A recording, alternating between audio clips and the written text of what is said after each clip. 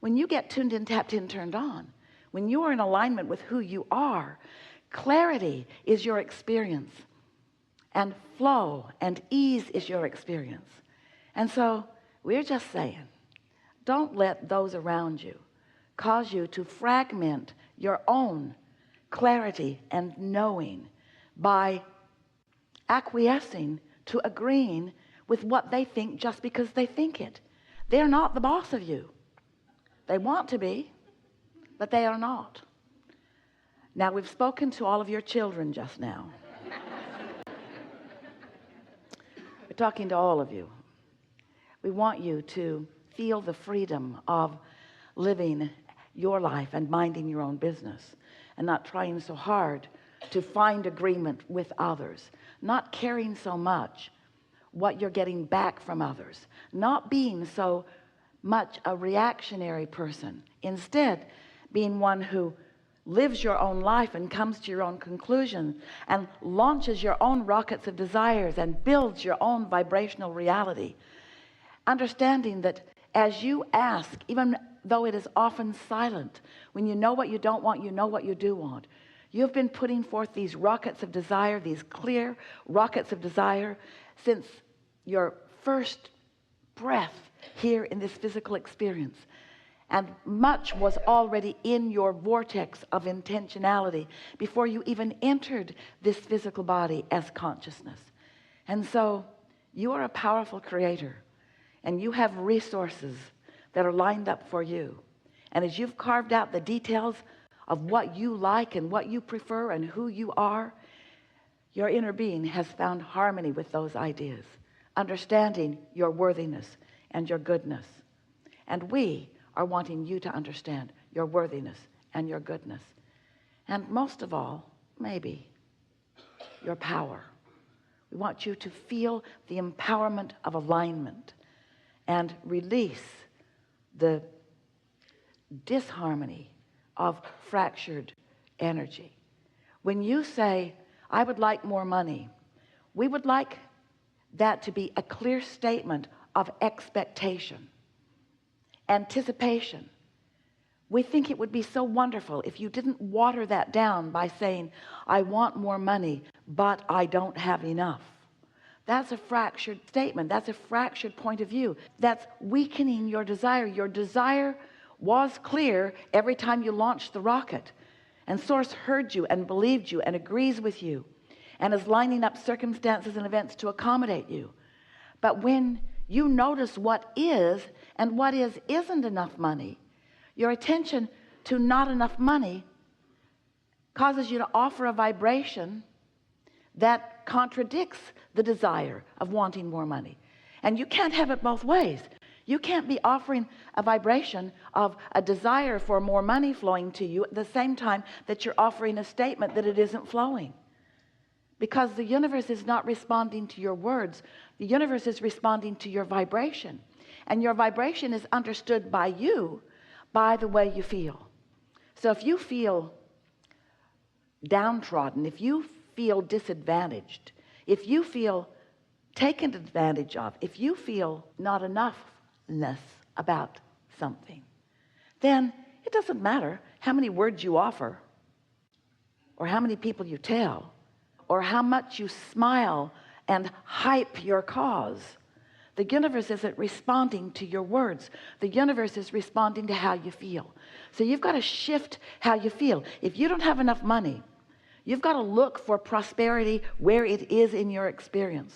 The prosperity of the sun coming up, and the prosperity of the way you move freely in this nation. The prosperity of being so free that you can choose bondage.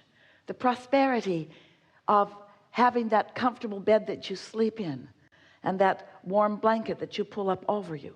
You have to look for evidence of the prosperity that you wish to increase. You cannot look at the absence of something and increase what you want. Instead, you increase the absence of it. Doesn't that make perfect sense?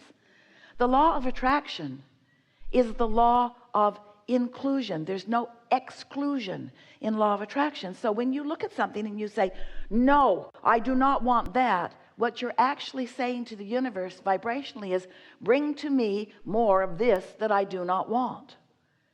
So yes, yes, yes, yes, I want that. That's a really wonderful word. Yes, because yes is saying, come to me this thing I want. But when you say no, that's like saying, come to me this thing I don't want. So you want to begin to pay attention to what you're saying yes to, and say it more often, and what you're saying no to, and say it less often, because you get what you think about, whether you want it or not.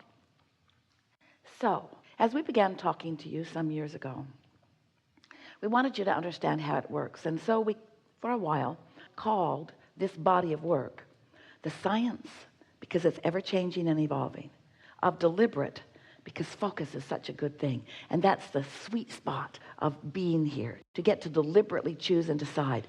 The science of deliberate creation.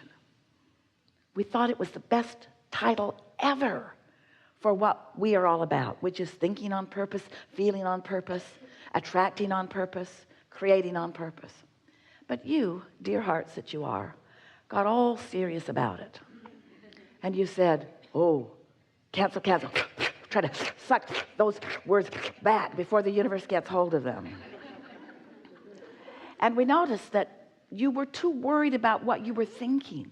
You began to apply this soft approach to life that we were wanting you to understand, that we were wanting you to feel knowledge about. Because if you don't understand how the laws work, then you can't notice the consistency with which the law responds to you. Once you understand how the law of attraction works, then you can notice its absolute consistency, and then you can find your place within it.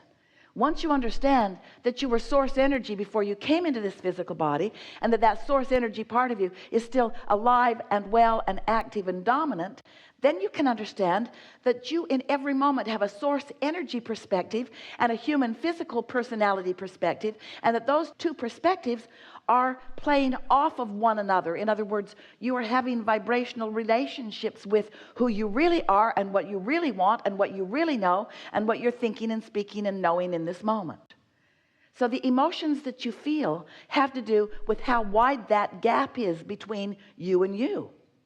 When you are in sync with who you are and you've closed that gap, you feel love, you feel exhilaration, you feel satisfaction, you feel eagerness.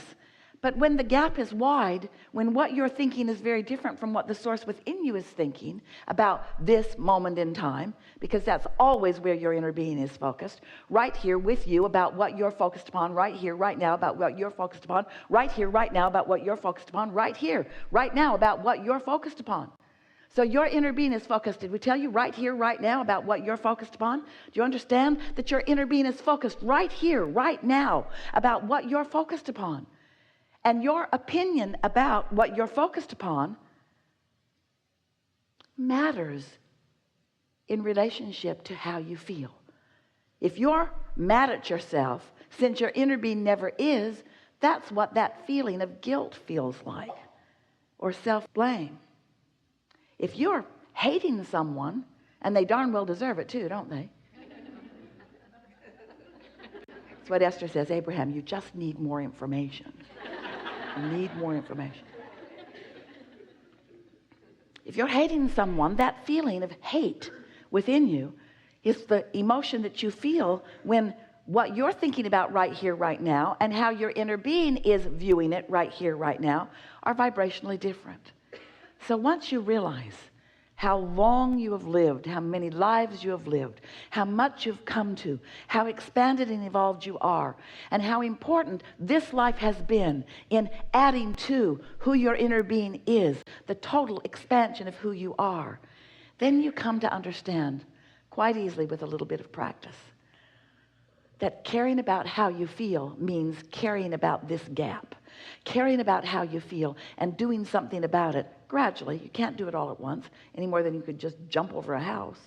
You have to gradually move it. A few years ago, Esther and her wonderful team and many of you went on a cruise to the Panama Canal. And it was so interesting because the water level as they approached the canal was 84 feet difference from the body of water that they were going to be in on the other side of it. 84 feet. Now that ship is not just going to jump 84 feet. It would be hard on the ship and everybody in it. So instead, it just moved into a channel, and then the water gradually rose. And when the water was level with the next lock, they opened the gates and the ship just sailed in.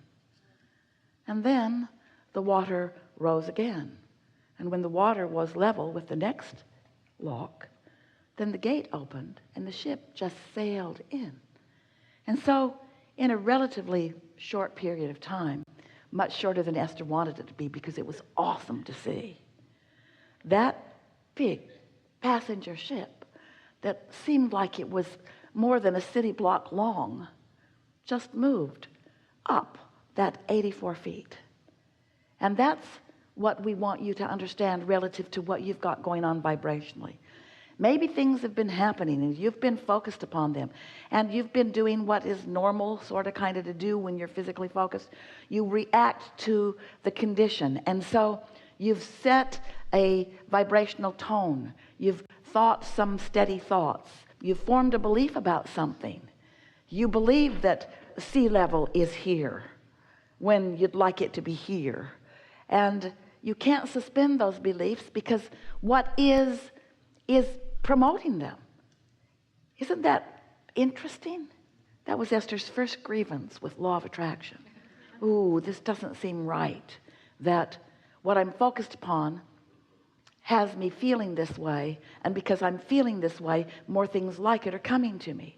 So I keep just proving my belief. She argued with us early on. She said, but Abraham, it's true. It's true. And we said, what's that got to do with anything? And Esther just couldn't believe she was hearing infinite intelligence quibbling about truth. And we said, just because it's true doesn't mean you want to focus on it and make it your truth. It's only true because people have focused upon it and made it their truth. Because law of attraction brings you what you focus upon. You get paranoid about something, law of attraction will give you reason to be paranoid. You get worried about something, law of attraction will bring you reason to worry about it.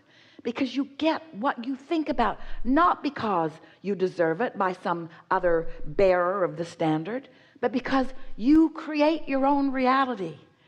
And so as you begin to understand that you create your own reality, and you understand that you are source energy in a physical body, and you understand that you've been sifting and sorting and knowing what you don't want and knowing what you do want and asking and launching rockets of desire that are held, literally, we're not kidding you, in a vibrational reality where your inner being is tending to them, and circumstances and events are being gathered in order to bring you the full fruition of what you want. But in the beginning, they are thoughts. They have not yet turned to things. They are vibrations that you cannot see or hear or smell or taste or touch. But they are real, and they are evolving, and they will become reality if you allow these nurtured vibrations, and we promise you they are nurtured by source, by your inner being, by all that is. They're being nurtured for you and ready for your clear, conscious receiving of them. But you've got to be in the vibrational vicinity of what you're asking for in order to be the one who gets to witness the turning of those thoughts to things in your life experience. You know, you are evolving, expanding. It's our favorite thing about this. Your economy is enormous in comparison to what it was 100 years ago, or 50 years ago, or 10 years ago. And goods aren't being trucked in from other planets. You don't see that pipeline in the sky anywhere, do you?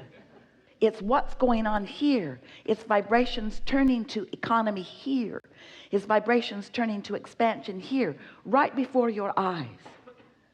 So, we are eager to have this leading edge conversation with you. We are eager to explore with you the power that is yours. We are eager to assist you in no longer squandering your own power with petty, unimportant quibbling over stuff that does not matter. We're eager to assist you in jumping over the house. One lock at a time.